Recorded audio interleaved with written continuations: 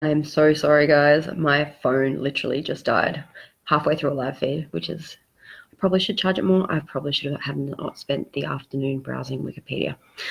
All right, well, we'll pick up again. Hopefully you guys will find me again. All right, and I'll bring up the list of questions where I was up to and we'll go from there. All right. So the last question I was having before my phone so rudely decided to shit itself, what my medical team doing to treat me? Right now, it's a surgical team, and the surgical team are doing nothing because their hands are tied. They can't do anything. I'm literally too ill for surgery. Last time I had surgery, I was warned that I'm high risk, and because my muscles are so weak, and that's including my stomach muscles. So during surgery, while under anesthetic, the risks of my stomach muscle not being able to hold in my stomach fluids and letting them into my esophagus, where it could be aspirated, increases exponentially. So that is what happened during my last gastroscope, because when they were inserting doing the balloon dilation, I aspirated, which and had to be resuscitated because I had fluid in my lungs. So my surgical team are basically, I see them once a fortnight, and what we do is review my bloods to see where I'm at. And at the moment, since I left hospital, I'm still declining. I'm still going down instead of up. My levels are still going down. My weight is still dropping. And their hands are tied until I stabilize. Like, they're not going to risk opening me up because it'd probably kill me. So I have to stabilize before the surgical options are on the table. The ideas that have been floated around are things like the gastric defibrillation device, things like stomach resection, things like revision to bypass, have all been floated around, but there's nothing has been finalized, nothing is definite, because we don't know how bad I'm going to get. We don't know what's going on right now. Right now, the name of the game is stabilize my steady decline, and not only stabilize it, like, my numbers have to go up. Even if I stopped, like, my numbers stayed the same, we have to, before they're to an acceptable level that the surgeons are comfortable with to operate on me, and the anaesthetist is comfortable putting me under. So yeah, so that's what's happening at the moment. I see the dietitian once a week. I work very closely with the dietitian, and it's not like, when you go to the dietitian, oh gosh, shut up the computer. When they give you diet plans and stuff like that, I don't have a food plan. My dietitian knows it's pointless giving me one, because chances are I'm not going to be able to eat it. The name of the game is slow increase, and they don't want to cause our refeeding syndrome as well.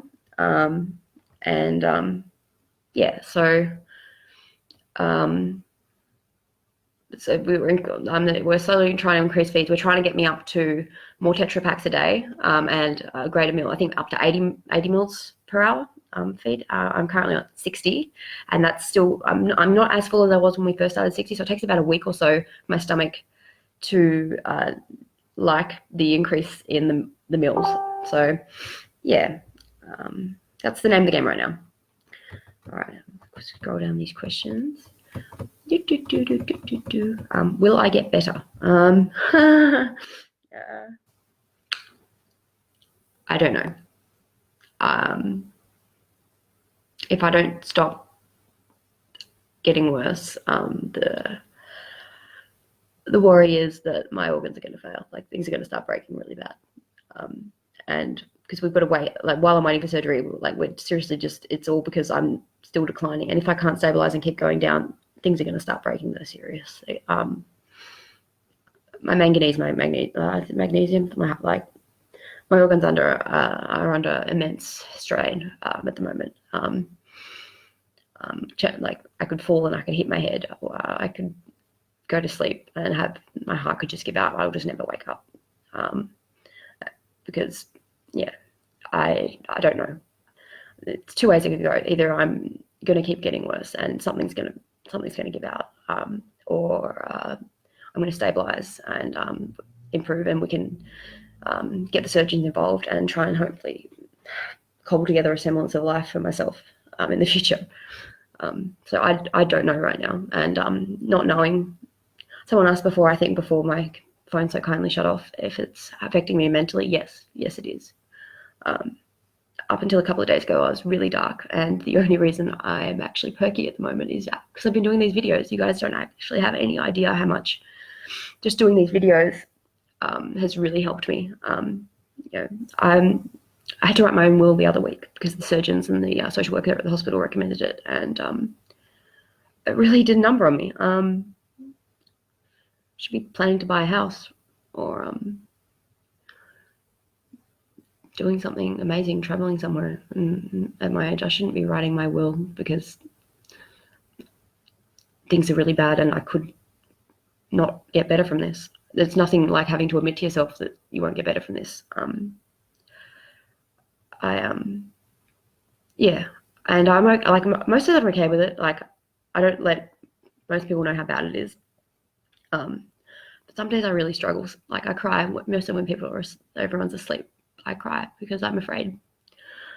I don't want anyone to see me not fighting through and having a smile on my face. Even my partner, even my friends, they see me joking and laughing and making black jokes about the tube, or like calling it my snorkel, or doing a pole dance on my IV pole, and just messing around, just being me. And they're like, oh, she's okay. Like, she'll be okay.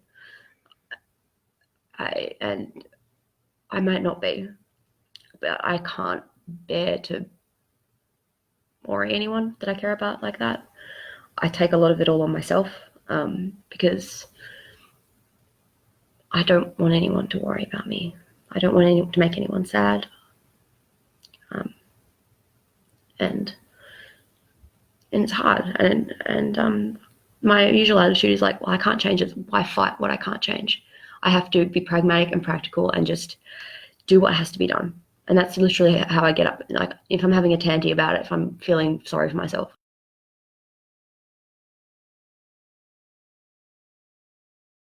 all good. But you gotta do what has to be done. You just have to. You do what has to be done till you literally have no life left in you, till your last breath. That's what you have to do. That's what life is. You do what has to be done. Even if you're kicking and screaming and crying, you just do it. Just fucking get it done, kind of thing. Yeah. Yeah. Anyway, all right. Next question. Okay. Should I worry about this happening to me? No. A lot of people have asked about that. This is really rare. The complications from surgery, seriously, they're more worried that you're going to get an infected surgery site or a staple leak. This is very rare to have these kind of complications. So don't worry. The surgery has more benefits than negative parts. I'm not going to lie and say the surgery is easy. Like, just take away all these complications I've had. Surgery